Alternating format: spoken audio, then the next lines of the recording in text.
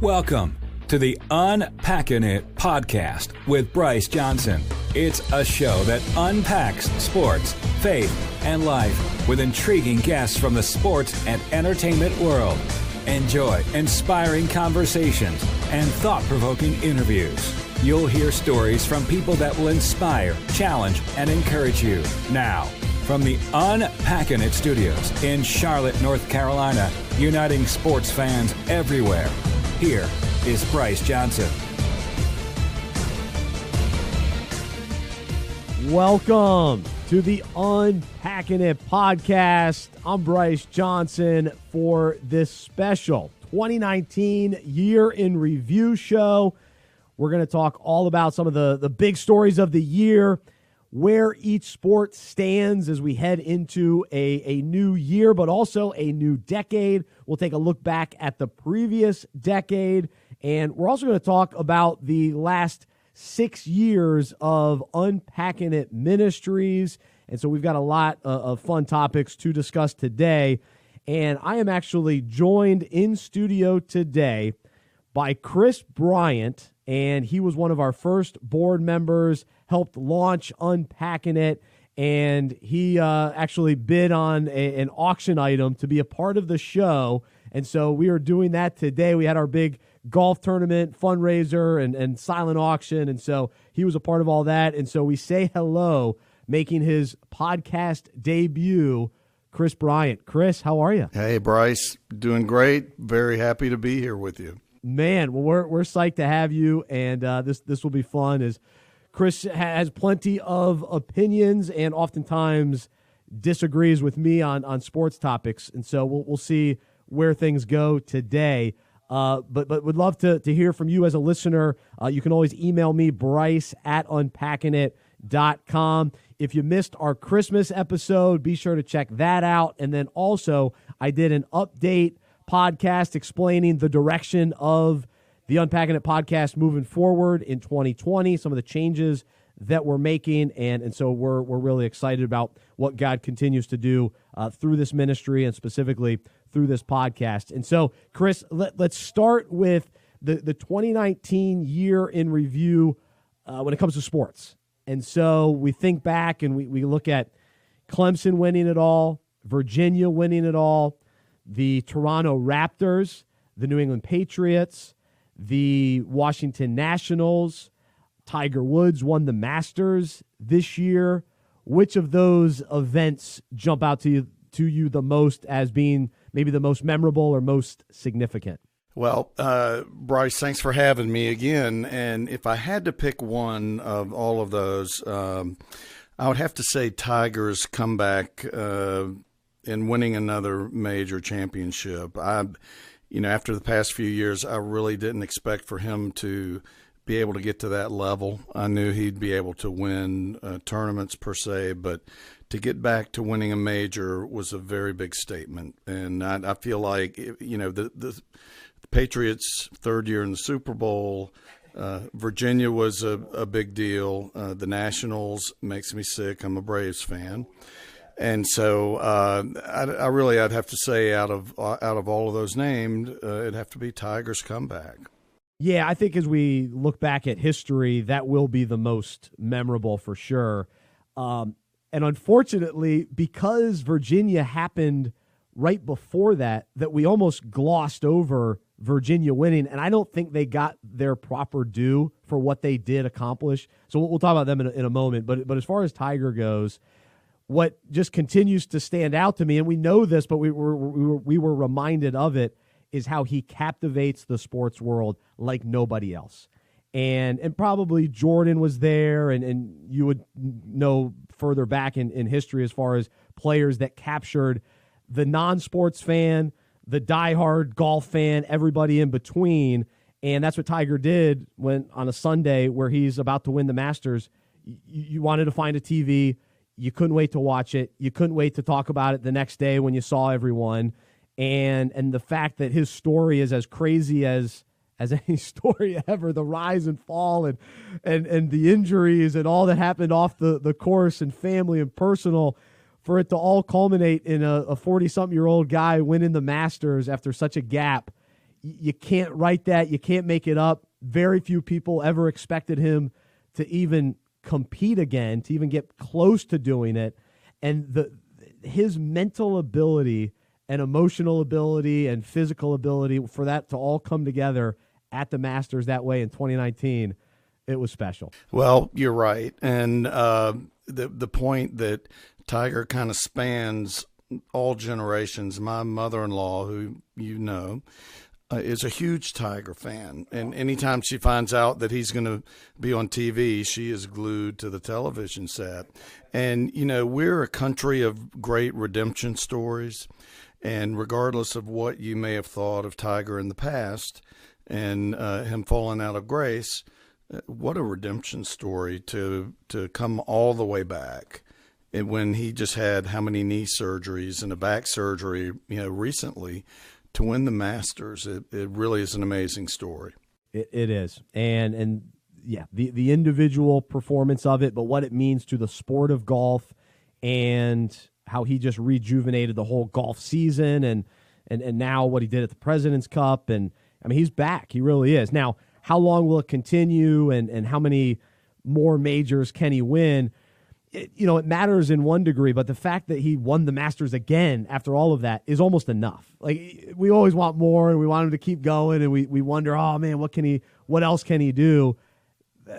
Adding that to his resume was huge. So, yeah, and I'll just say personally, being in your dad's generation, as he and I are probably best friends, we kind of, I won't speak for him, but I would rather Tiger not break Jack Nicklaus's record for a lot of different reasons. One being that back in the day, this is going to be a kids get off my lawn story, but back in the day when they played in every tournament, and nowadays the players will play in 16 tournaments a year, 4 being the majors. So I think it's a different time element there. And while you could argue Tiger's faced much stiffer competition, you can't discount what he's done and the magnitude of coming all the way back. Yeah, well, the fact that he now beats all the guys that grew up watching him and got into golf because of him is pretty unique. And the way that all those guys look up to him, and now he had the chance to beat him. And, I mean, yeah. And plus, he was their teammate on the President's Cup. Which is cool. Yeah, and really those guys love him. And so that whole story was fantastic, and you can't talk enough about it. So that was definitely, I would agree, that was the highlight of the year across sports. But I really believe that Virginia championship is underrated, and it got overlooked. It just kind of happened, and everybody moved on. But to think the only 1 seed to lose to a 16 seed not only comes back to win a championship at some point, they do it the following year with basically the same players that experienced the devastation, the disappointment, the letdown. For Tony Bennett to get those guys to respond, recover, bounce back, overcome all that they overcame, that was tremendous. In a season where we saw a Duke team that was strong, multiple teams had really really good teams in that tournament, and you overcome everybody coming after you and knowing that, hey, Virginia's beatable. We saw a 16 seed beat them the year before, and for them to do that and the way that Tony Bennett coaches his team, I just love him. And he's not as flashy. Virginia's not as flashy of a university, so they do get overlooked to a certain extent.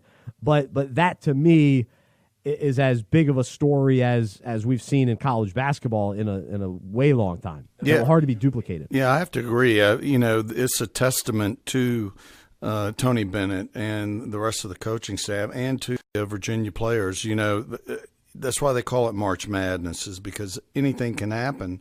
And for them to have the indignity of being a number 1 bounced by a 16, it had to have lasting impact, and yet it didn't. And I think one of the reasons it flew under the radar, you were going to say something. Well, I was going to say it had an impact positively versus negatively. Right. It impacted them in a way that they came back even more motivated, whereas most teams probably would have been rattled and just wiped out and given up and forget about it. Yeah, and again, a testament to the coaches that they have and the quality and integrity. And, the reason it was an under-the-radar kind of event in our year in review is because of Virginia's kind of slow, plodding, defensive type play. They're not flashy. They just get the job done, and they have a coach that kept them on course and kept them focused. And, it really was an amazing to go from suffering one of the most embarrassing losses in history to winning it all the following year. And not to bring up one of your favorite teams, but you think about the Atlanta Falcons and what they experienced in the Super Bowl, losing to New England. And really now the next few seasons, they've been derailed because of that. We had the agreement you were not going to mention 28-3. But I think it puts it in perspective because that's the normal way it goes. When you lose, a lot of teams, they kind of fall off. Even last year, the Rams lose in the Super Bowl. Now this year, they seem to struggle. And oftentimes, that's what happens to teams. So I think it puts it into perspective as big of a loss. I mean, that's as big of a loss as we've ever seen in college basketball. At least there's been some others that have been major upsets. But as far as 1-16, the uniqueness of that to bounce back was huge. Yeah, you notice Michigan didn't really pop back after App got a hold of them. There you go. That's right. They were derailed for many years. They've been in a downspin ever since. We ended, of course, I'm an App State guy, ended their run there for a while for sure. But in speaking about Tony Bennett and then also bringing up the fact that Clemson won the championship in college football, back in January, and so that was a long time ago, and we'll see if they can do it again. Doesn't seem as likely, but we'll see. The fact that Clemson won so convincingly against Alabama, basically won that game within the first few minutes, and just coasted the rest of the way, said a lot about them and to do that against such a powerhouse in Alabama.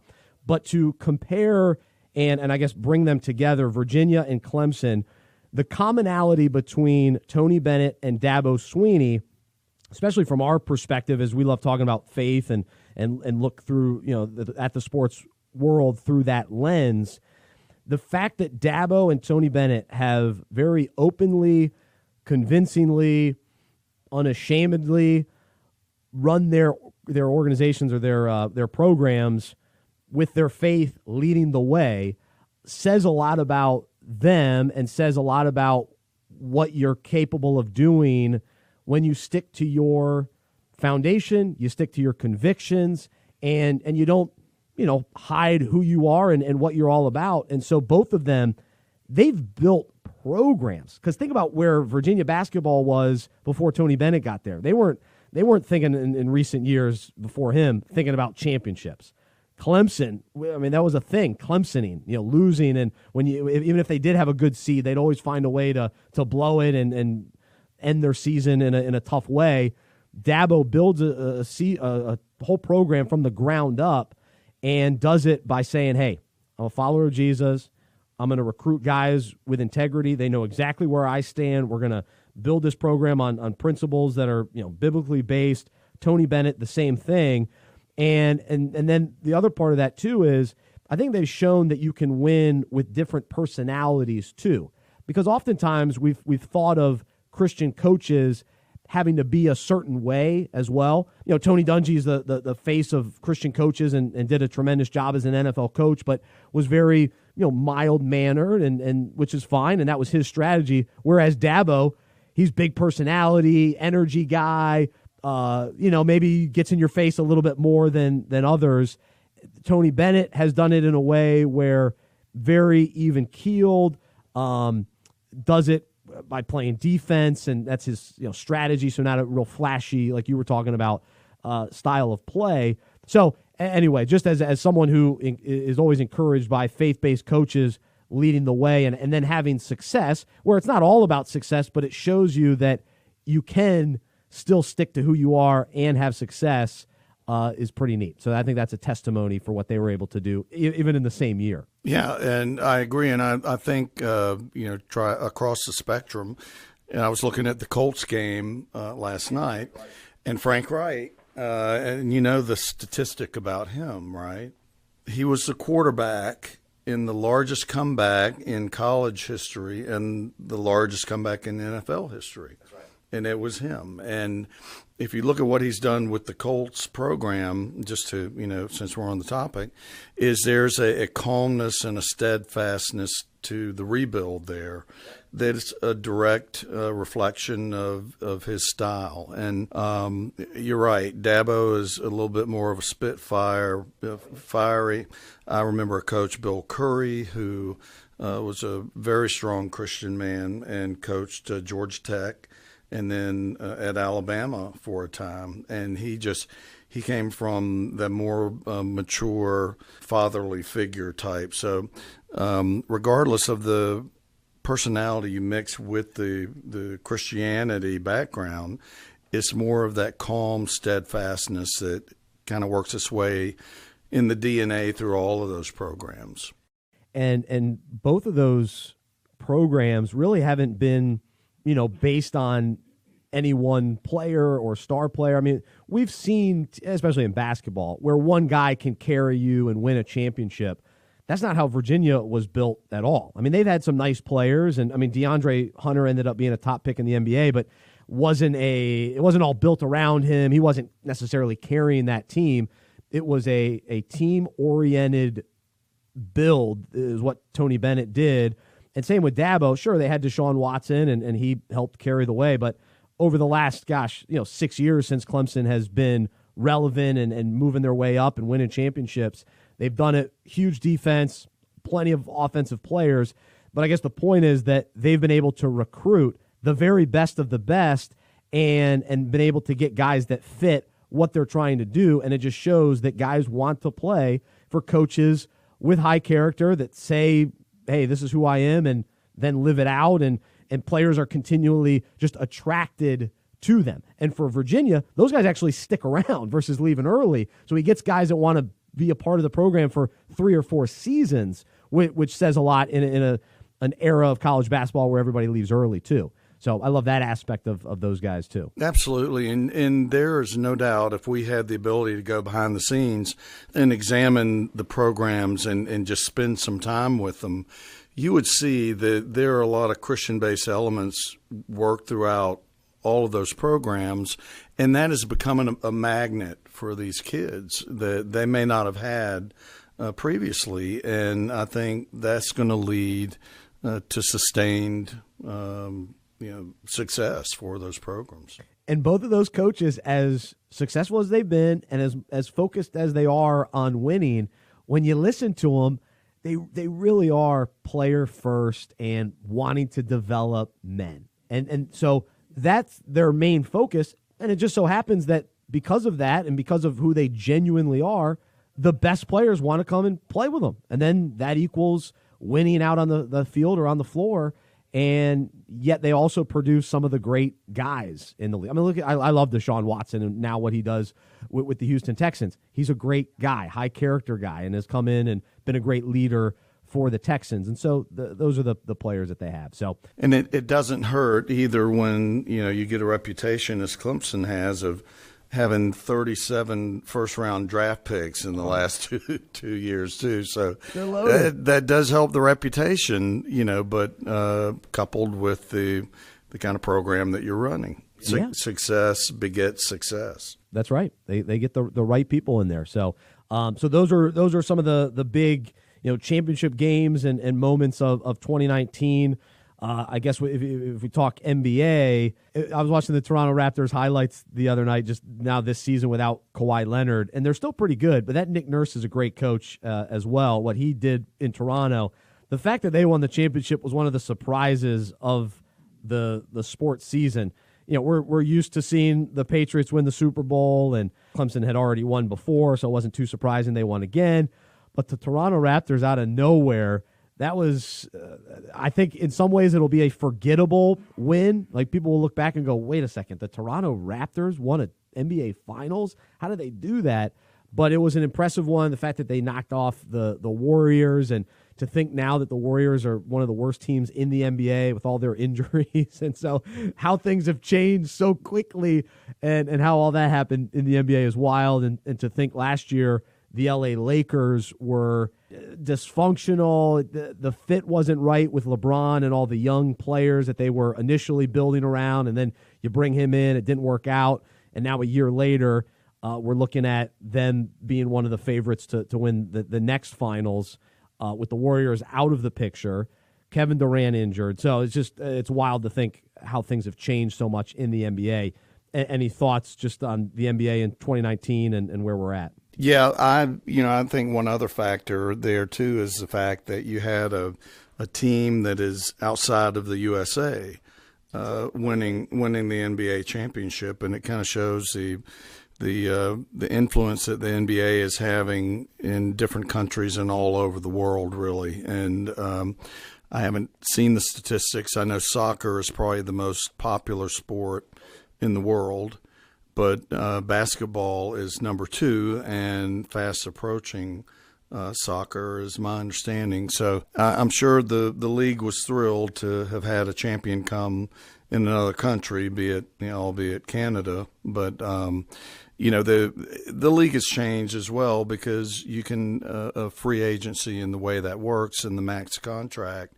You can have 2 or 3 players collude and say, let's all get together on this team, and here goes the next run. So that's something that I, as a fan, I've just kind of been from the outside. Doesn't impact the quality of play, certainly, that's going on.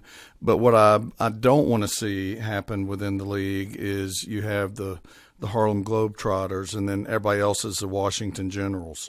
And I think that Adam Silver is a smart enough commissioner to know that if I'm seeing it, certainly they're feeling it. And I think that will, not to go into heavy stuff, but that'll probably come up at some point. Yeah, I like the direction that the league went this offseason, where we saw the breakup of the Warriors to a certain extent, where now Kevin Durant goes somewhere else. But I like having 2 stars on more teams, because it just feels like it's more spread out. It's interesting, though, the ratings are a little down early in the season, but let's wait and see how it goes once football season's over and people are more drawn to the NBA. And I think once we start talking February and we realize that, oh, wow, all these different teams are in the mix. They're all championship contenders. Nobody's far and away better than everyone else, because even the Lakers have lost recently. And so you see, all right, Lakers got 2 studs. The Rockets have a couple studs. The Clippers have a couple studs. The Bucks have Giannis and probably maybe the deepest team, probably fair to say. The Celtics have a few guys. So it's fun as a diehard NBA fan. I like it being a little bit more spread out versus us knowing the Warriors were going to be in the finals, hands down. Unless injuries were going to happen, there was no way the Warriors weren't going to go to the championship. And so, to me, there's much more intrigue, much more uncertainty this year. Even though I'll stick with the Lakers, but I love LeBron and the Lakers. So anyway, I like where the NBA is heading, and so let's go that direction though as we wrap up 2019. We look across the landscape of sports. How do you feel? We'll just kind of go through each league, maybe the status of the top leagues right now, and what do you see as strengths and weaknesses. So in the NBA, I think the top level talent is as strong as it's ever been. Plenty of superstars that can attract fans of all ages. You've got the older guys that still love LeBron, and then some of these younger fans are buying into Giannis, and so there's, think about that, 25, 26-year-old, 37-year-old, that's cool to see that big of a gap, and they're fighting for who's still the best in the league. The weaknesses, I would say, for the NBA is still trying to figure out the best situation with how many games in the regular season, and then also the one and dones, and whatever they determine. I think in a couple years it looks like that's going away, where guys will have the ability to go straight to the NBA. How will that affect the NBA this time around, having seen it the other way, where guys were forced to go at least 1 year out of high school? That to me is, there's still some uncertainty surrounding that could end up causing some new issues. as you mess up the microphone over there. But no, so just general thoughts on the NBA. We'll kind of go through each league. Yeah, I agree with that. I think the NBA probably does the best job of all of the sports at marketing and expanding their base. As a 59-year-old, I feel like the NBA has moved away from me somewhat. From the Larry Bird, Magic Johnson heyday, which was my heyday. But that's okay. They should be, because there's a growing base in the millennials and the others that they market to, and they're doing a great job of expanding in the product and keeping the energy there. So I think the NBA is very well positioned. I'll be curious. We didn't touch a lot on this with the college basketball, but the one and dones, to me personally, have affected the college basketball quality. And I think if they go away from that, we'll see a better quality of overall basketball in the NCAA. Because I do think both have been affected by it. It's just, to me, it's the concern for college basketball and the NBA. How do you make the regular season more interesting, where there's something on the line? Because think about college football, the regular season is actually better than the postseason, I would say. There's more intrigue. More fan bases are bought in and following the season and all that sort of thing. And so we can talk about the bowl. The bowl system is not doing great at this point for fans, I don't think, especially general fans tuning in to watch a bowl game. And so the same is for college basketball. The Tuesday night, if you're an ACC fan or a fan of Duke or Carolina, are you watching a Big Ten game, Michigan State, Indiana? Not as much. Now, March Madness, I think it's perfect, and it's almost like it doesn't even matter who the players are. It doesn't matter who the teams are. It's just the way that it's set up, and thankfully they haven't messed it up too much. All they've done is make it better by allowing us to actually watch all the games. So by them adding TBS and even True TV, where you can watch all the games, that was a huge win, because that used to always be the biggest issue, where you were forced to watch one game on CBS, and it's like, no, turn it to the next game, and you're stuck watching a local game. So once they eliminated that, March Madness to me is almost perfect. But December college basketball, it's just tough to get interested in. And really, so I'm a Duke fan. When I watch early season basketball, I don't know any of the players. Like Trey Jones is back, but they're all new freshmen, and so it just takes me a while to really be fully engaged and interested in knowing who the players are, whereas in years past, I knew that J.J. Redick was coming back for his senior year. So from day one, I couldn't wait to watch J.J. Redick and Sheldon Williams, who were coming back for their big senior year. And so for that to go away is tough. And so if you can now, with this kind of new rule, where guys that have no intention of ever staying in college, they leave, they go straight to the NBA, and I think the G League will have to be more a part of things, and they'll have to beef that up even more than they have. Yeah. But it should end up helping college basketball a little bit. 100% agree, and I feel like the colleges have prostituted themselves to the NBA by allowing the one and dones to come in and let the NBA provide that training league for the high schooler who is maybe one or two transition years from really being ready, and bring the quality back to college basketball.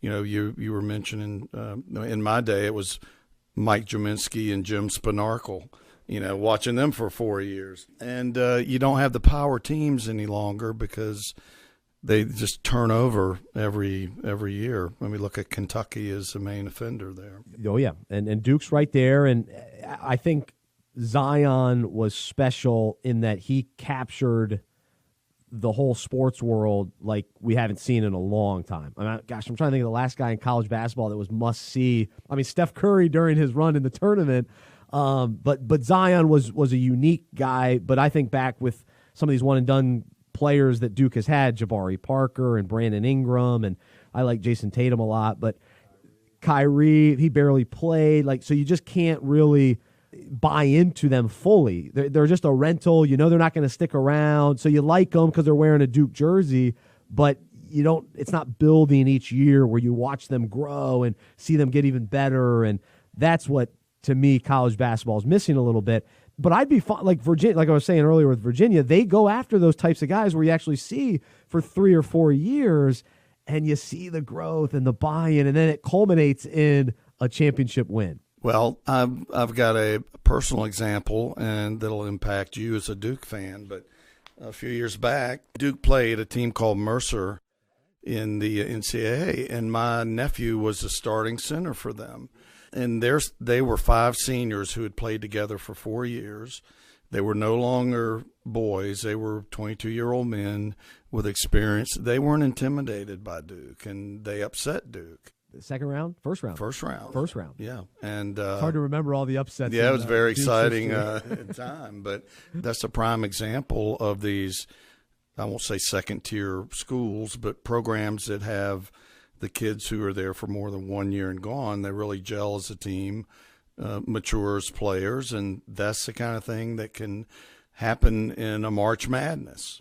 Yep, that absolutely. So, and I guess we still, you still want that. You like those Cinderella stories and the upsets, but it opens the door more because of how it's been set up. Because I mean, the Duke players last year, they were all awesome. R.J. Barrett and those guys will have great careers in the NBA, and they were superstars, but they weren't used to March Madness. They had no experience, and they had no experience even playing together in those intense moments. And because Zion missed at least one of the Tar Heel games, and he missed time throughout the year, so you just didn't have that continuity even with that one season because guys were in and out of the lineup. So it makes it tough. That's why I love the 3-4 year guys. So I still root for Duke, but I miss my favorite championship Duke team. Well, I love the Jason Williams year with Battier and Dunleavy and all those guys.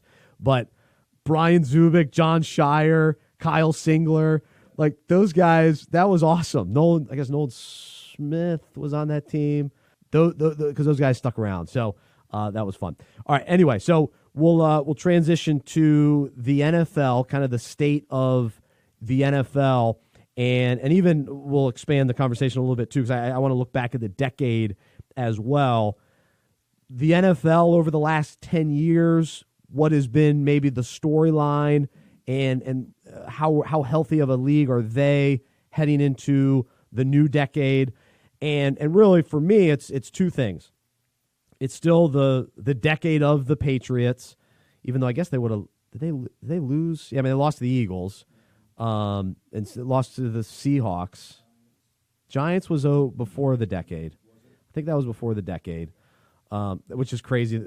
It spans all these decades the Patriots run. So it's still another decade about the Patriots being in the mix. But then the other big thing, and of course this is personal to me because I'm such a big fantasy football player, it was the decade of fantasy football taking over how we view the NFL and really turning casual fans into diehard NFL fans. Like my brother, he's a bigger fantasy football fan than he is a Panthers fan.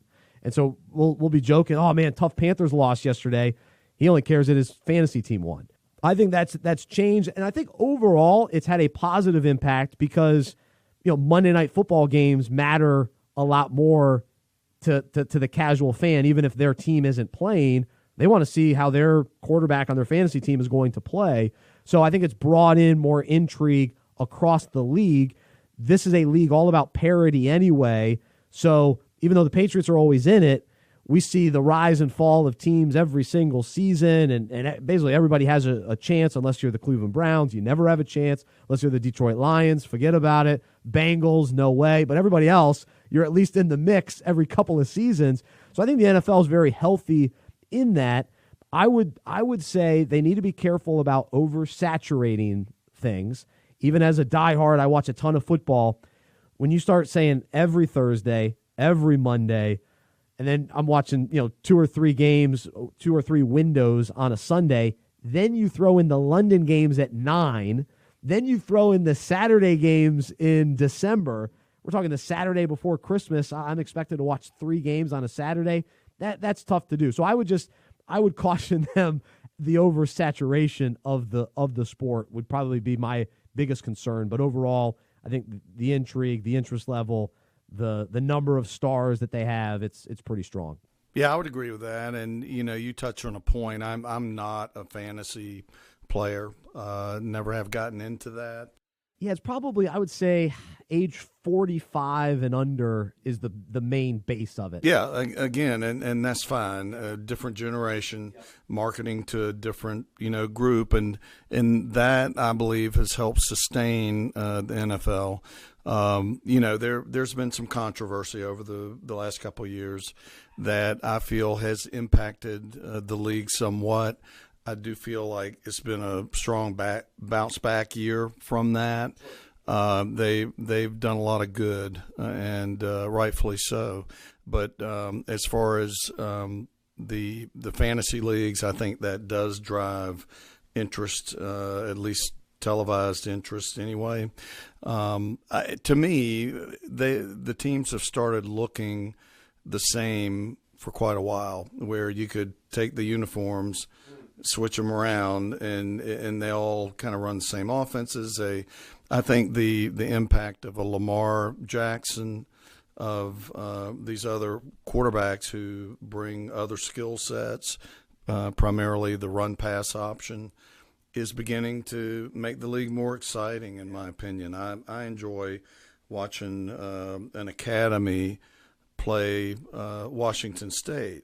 Oh, actually, that's going to happen in one of the bowl games with Air Force playing Washington State. But can you imagine Air Force running the ball every play and Washington State throwing the ball every play? You don't get that in the NFL. In the NFL, you're seeing similar offenses and defenses run against each other until Lamar Jackson comes in. And I'm blanking on the Mahomes, Kyler Murray, the Clemson quarterback, Texans, Deshaun Watson. That's a different dynamic that now is making the game more interesting to me and maybe my age demographic. But I think the NFL is healthy. I think it was teetering on some big difficulties, but it's come back. And I am sick of the Patriots, and I think that it would be a good thing if the Bills or the Jets or the Dolphins could get their act together and win a division and just keep from having the Patriots in there every year. And it's not because of the Falcon debacle against them in the Super Bowl, which I will add, if I could have stepped in as offensive coordinator when we were up 28-3 with the ball in the middle of the third quarter, if I could have just plugged in as the offensive coordinator at that point, and probably you anyone and that plays Madden, Darla, your games. mother, my mother-in-law, any of us could have won that game. Oh my gosh! You had to bring it Kyle up. Shanahan, wasn't it?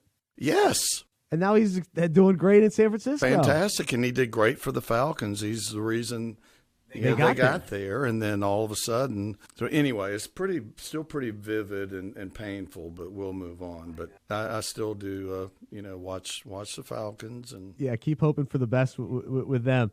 But I do think there's something about, to take out the cheating with the Patriots, because it's hard to know how much, to what extent, what should they be punished for. To take that aside, as sports fans, we do have to just continue to appreciate what they've been able to do. I mean, it's annoying. Like, we all root against them. But then at some point, because I'm a Panthers fan, so the Panthers lost to the Patriots in the Super Bowl, so that's a bummer. And for many years, I just couldn't stand them. I hated them. But then eventually it's like, man, what Belichick has done, you almost have to almost start learning from him. Like, as a leader, like what he's been able to do. And there's so many things that you can gleaned from the success that they've had. Tom Brady, I watched a special with him the other day. Like, he's annoying in a lot of ways, but there are also just things that you can admire and just little things to learn from.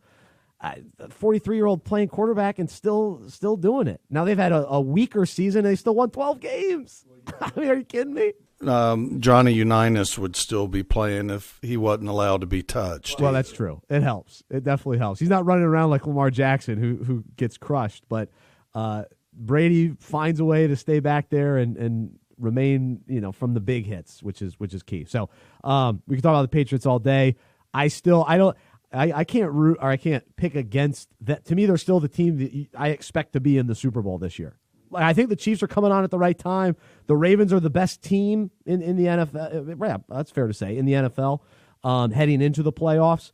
But then when the playoffs begin and the Patriots have home field, and we'll see what happens this final week. But anyway, they're always right there for sure. The problem is they're out of receivers this year, and that's been a big frustration for Brady, is they don't have anybody other than Edelman, and his knee is questionable, that can get separation, and that's been a big frustration for Brady. But if they can go all in running the ball, and sometimes in the playoffs that works, you can run the ball more in the playoffs. Yeah, their defense is very tough because you can grind it out and win those 14-10 games for 3-4 weeks in a row. They only have to do it 3 weeks in a row. Whereas in the NFL during the whole season, that's just hard to do week in, week out, to only run the ball. And like you were saying, I mean, with dynamic offenses, and you got to keep up with them. But it slows down a little bit in the playoffs, and the weather starts factoring in even more, and they have the home field, so it'll be interesting. All right, as we could talk all day and go through all of this, let's wrap up the show talking about unpacking it and the 2019 year in review, and also Chris has been a part of unpacking it for the first 6 years of ministry and what we've been able to do. So we'll celebrate and praise God for 2019 and really some of the highlights for us. We continue to push our fantasy football fellowship, and we wrote the book last year, but this year getting it into churches' hands and want to continue to grow that. So we're fired up about that as we head into 2020. Our radio show, airing on Sirius XM and Sports Byline USA, and then now transitioning to really focus in on the podcast. And so we're really excited about the changes that we're making and taking advantage of how technology is changing, and we want to be right in where media is going. So we want to stay in that lane. So we're looking forward to that. We did a whole podcast about that. Our devotional continues to grow, and we love the feedback from people that read the devotional. And so we're doing our best of devotionals right now. So we're taking some of the biggest sports stories of the year that we wrote about in the moment when they happened, and now we're rerunning those. And so hopefully people are enjoying those at this point.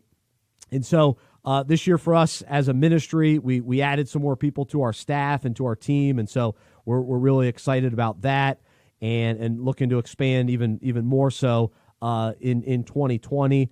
And so we love that. We're in a new studio. We're doing this show from a new studio this year. And so we're really thankful for that partnership, and love being able to bring the show to you from where we are just outside of Charlotte, North Carolina. So those are some of the highlights for me and Chris as we wrap things up. Having been around the ministry, what excites you most as we head into 2020, and maybe what you've seen from where we began, and we were grinding it out, just trying to get this thing started and trying to keep it going just a month at a time. Hey, we're going to make it next month, and now here we are thinking about starting year number 7. Yeah, it's really exciting to have seen where things were in the beginning when you had your little call-in show, and your dad and I would try to make sure we were available to call in to kind of get things going. I was Uncle Bob, or I had some kind of code name, and we would call in with a topic to talk about. And to think of that back then,